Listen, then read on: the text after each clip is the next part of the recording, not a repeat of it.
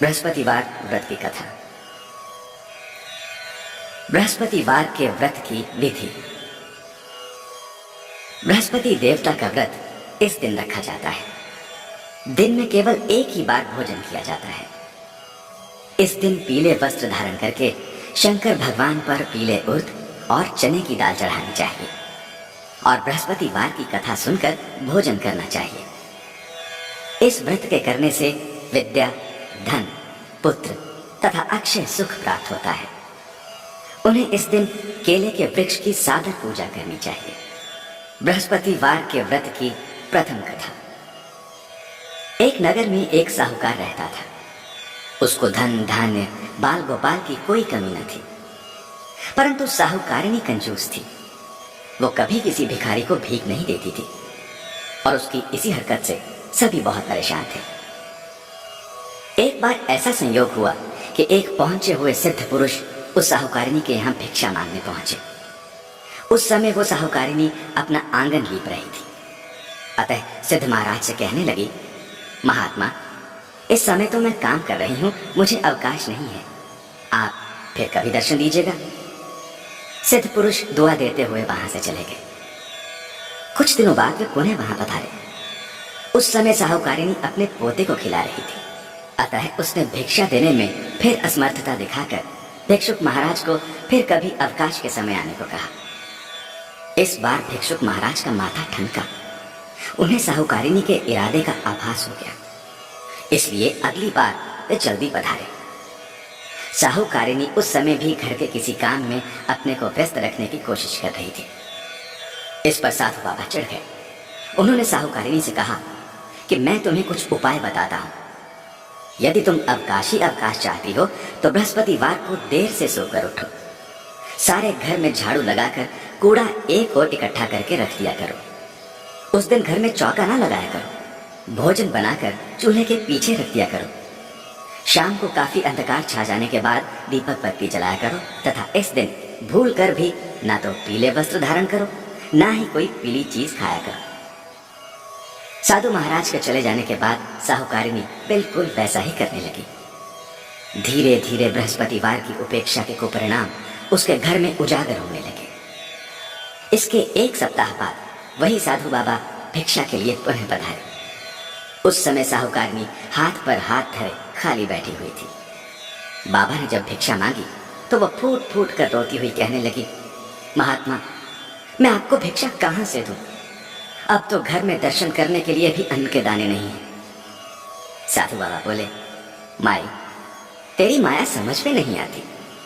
पहले तो तेरे घर में सब कुछ था, मगर फिर भी तू भिक्षुक को भीख नहीं देती थी, क्योंकि उन दिनों घर के काम धंधों से ही तुझे फुर्सत नहीं थी। और अब तो फुर्सत ही फुर्सत है, फिर भी तू दान देने में आनाकानी करती है।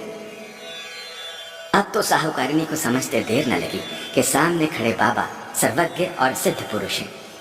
उसने उनके चरण पकड़कर पिछले व्यवहार के लिए क्षमा मांगी और वादा किया कि यदि आपकी कृपा से मेरा घर फिर धन धान्य से भर गया तो वो कभी किसी भिक्षुक को खाली हाथ नहीं जाने देगी।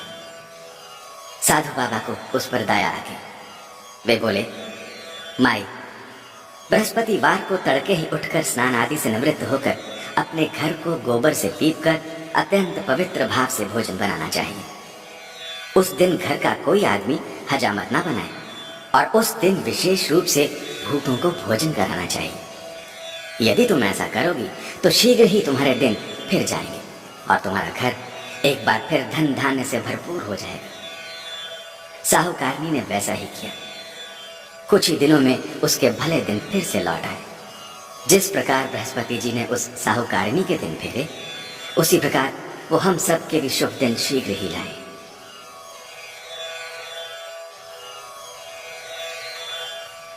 बृहस्पतिवार की द्वितीय कथा। काफी पुरानी बात है। एक दिन देवाधिदेव इंद्रदेव अपने स्वर्ण जड़ित सिंहासन पर विराजमान थे। अनेकानेक देव, किन्नर, ऋषि आदि उनके दरबार में उपस्थित होकर उनकी स्तुतियों का गान कर रहे थे। आत्म प्रशंसा सुनते सुनते इंद्र को गर्व हो गया। वे अपने को सर्वशक्तिमान समझने लगे। ठीक इसी अवसर पर देवगुरु बृहस्पति जी दरबार में पधारे। इंद्र दरबार के समस्त सभासद देवगुरु के स्वागत में सादर उठकर खड़े हो गए, मगर इंद्र अपने सिंहासन पर ही जमा रहा। बृहस्पति देवता को इंद्र का गर्व समझते देर नहीं लगी। इंद्र की इस अवज्ञा को उन्होंने अपना अपमान समझा और क्रोधित होकर वहां से लौट आए। बृहस्पति देवता के लौटते ही इंद्र को अपनी भूल का एहसास हो गया। अब वो अपने किए गर्व पर पछताने लगे। उसने उसी क्षण गुरुदेव के चरणों में उपस्थित होकर क्षमा मांगने का निश्चय किया। बृहस्पति देव अपने तपोबल से इंद्र के इरादे को जानकर अपने लोक से दूसरे लोक को चले गए। इंद्र उनके लोक से निराश होकर लौट आया। उन दिनों इंद्र का शत्रु वृषपर्वा था। जब उसे देवगुरु की रुष्टता का ज्ञान हुआ तो उसने देवलोक पर चढ़ाई करने का उपयुक्त अवसर जानकर दैत्य गुरु शुक्राचार्य से परामर्श किया। दैत्य गुरु शुक्राचार्य को वृषपर्वा की बात जंच गई। शुक्राचार्य की आज्ञा और वृषपर्वा के नेतृत्व में दैत्य सेना ने इंद्रलोक को घेर कर ऐसी मार लगाई कि इंद्रदेव को छठी का दूध याद आ गया। हार कर वे सिर पर पैर रखकर ब्रह्मा जी की सेवा में उपस्थित हुए। उन्होंने इंद्र को त्वष्टा के पुत्र विश्वरूपा की शरण में जाने के लिए कहा। विश्वरूपा अपने समय का सर्वश्रेष्ठ ज्ञानी विज्ञानी ब्राह्मण था। इंद्र ने जब अनेक प्रकार से विश्वरूपा की वंदना की तो वे बड़ी कठिनाई से देवराज के पुरोहित बनने के लिए तैयार हो गए। विश्वरूपा ने पिता की आज्ञा प्राप्त कर देवराज का आचार्यत्व स्वीकार करके ऐसा यत्न किया कि देवराज को विजय प्राप्त हुई। वे पुनः अपने आसन पर आरूढ़ हुए। विश्वरूपा के 3 मुख थे। प्रथम मुख से वे सोमवल्ली लता के रस का पान करते थे, दूसरे मुख से मदिरा पीते थे तथा तीसरे मुख से अन्न जल ग्रहण करते थे। विजयी देवराज ने विश्वरूपा के आचार्यत्व में यज्ञ करने की इच्छा प्रकट की तो वे देवराज को यज्ञ कराने लगे।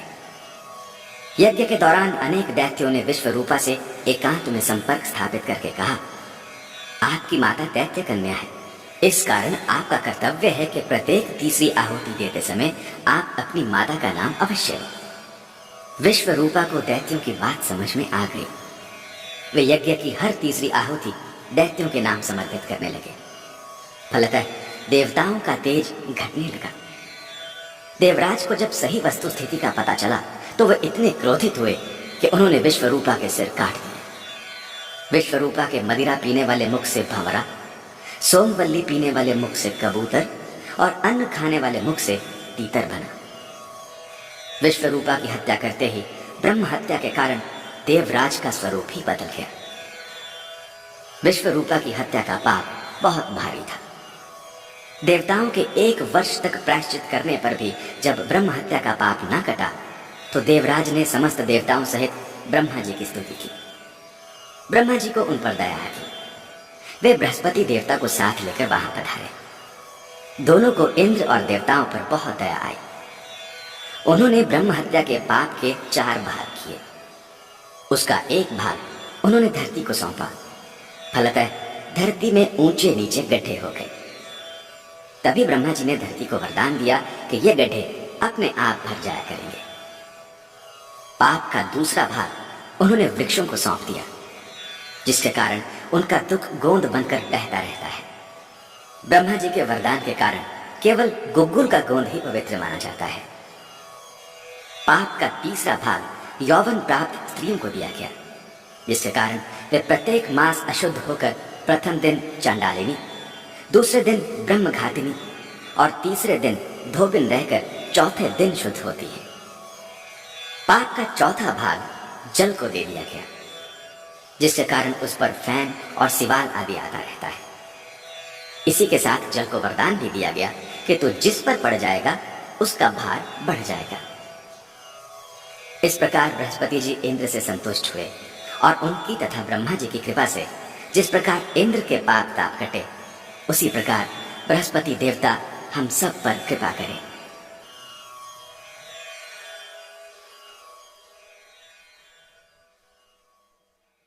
Download from upnafm.com.